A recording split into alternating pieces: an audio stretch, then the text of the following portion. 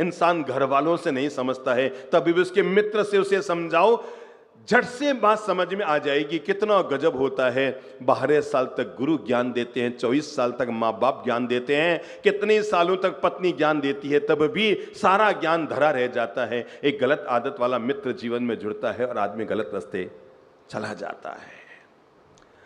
हम लोग इंदौर से पूना जा रहे थे। बात है तब की जब हमारा पूना चातुर्मास था, सन 2016 है। जोधपुर में अक्षय तृतीया को संपन्न करके उसी के अगले दिन सुबह हमने यहां से प्रस्थान किया था। लगभग तारीख थी 10 मई जब हमने पूना के लिए यहां से चातुर्मास के लिए प्रस्थान किया। इंदौर हमने पार किया और इंदौर के पार करने के बाद लगभग हम 150-200 किलोमीटर पार किए होंगे कि हम एक शहर में पहुंचे। बड़ा धूमधाम से हमारा वहां पर मंगल महोत्सव स्वागत सम्मान हुआ, क्योंकि उनके शहर में पहली बार हमारा जाना हुआ। रोज हमें लोग टीवी में सुनते थे, जीवन का निर्माण करते थे, सो हजारों लोग सत्संग में उमड़ कर आ गए। 2 दिन हमारा वहां प्रवास हुआ, तीसरे दिन हमारा वहां से प्रस्थान हुआ। घाटियों वाला रास्ता था, थोड़ा जंगली इलाका था। वहां के एक प्रमुख संपन्न महानुभाव जो संघ के समाज के वरिष्ठ सदस्य थे, हमारे रास्ते के लिए आहार लेकर आए। हमें आहार बहराया। हम लोग लकड़ी के पात्र में आहार करते हैं, तो उन्होंने हमें अपने हाथ से आहार बहराया, मतलब हमारे पात्र में समर्पित किया। हमने आहार कर लिया। तो उसके बाद उनके पास हम बैठे थे। उनके मन से अचानक पता नहीं क्यों आंख थोड़ी सी भीगी भीगी होने लगी। हमने कहा क्या बात है प्रभु जी, आप सुस्त सुस्त क्यों हो गए, मन इतना भीगा भीगा क्यों है? कहा बाप जी क्या बताऊं, जैसे बुरे दिन मेरे घर में आए ऐसे बुरे दिन तो दुनिया में शायद ही किसी के आए होंगे। अब उस दादाजी के मुंह से उनके घर की कहानी सुनिए। कहा बाप जी मेरे 19 साल का पोता है। कितने साल का? 19 साल का। अब बात शुरू होती है, बाप जी उसने उपधान किया हुआ था, वो रोज मंदिर में पूजा करने जाता था, रोज शाम को मंदिर में आरती करने जाता था। जब उसकी इस शहर की पढ़ाई पूरी हो गई तो जब वो 22-21 साल का हो गया, पढ़ने के लिए उसको इंदौर भेजा।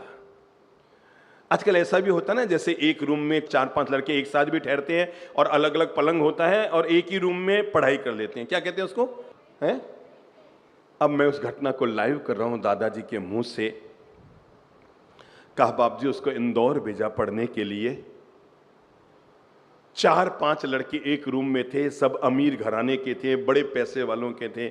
हम भी अमीर हैं, तो वो लड़का उन्हीं के साथ सेट हो गया, जिद करने लगा मैं इन सब के साथ ही रहूंगा। बाप जी उसने 1.5 साल तक वहां वो रहा पढ़ाई करने के लिए।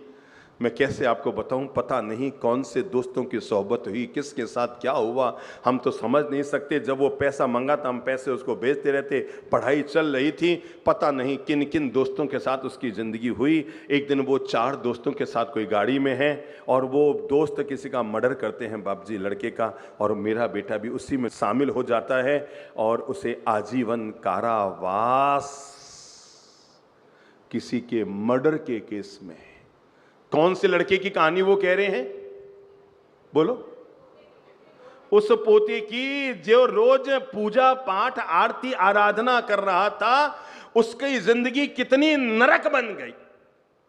उन 4-5 गलत दोस्तों के साथ केवल एक साथ रहा बाप जी, पता नहीं कैसी उसकी बुद्धि फिरी, मर्डर केस में आज वो मेरा पोता जेल में बैठा है। बाप जी समझ नहीं पा रहा हूं हमारे घर में कौन सा ये पाप का उदय होकर आया।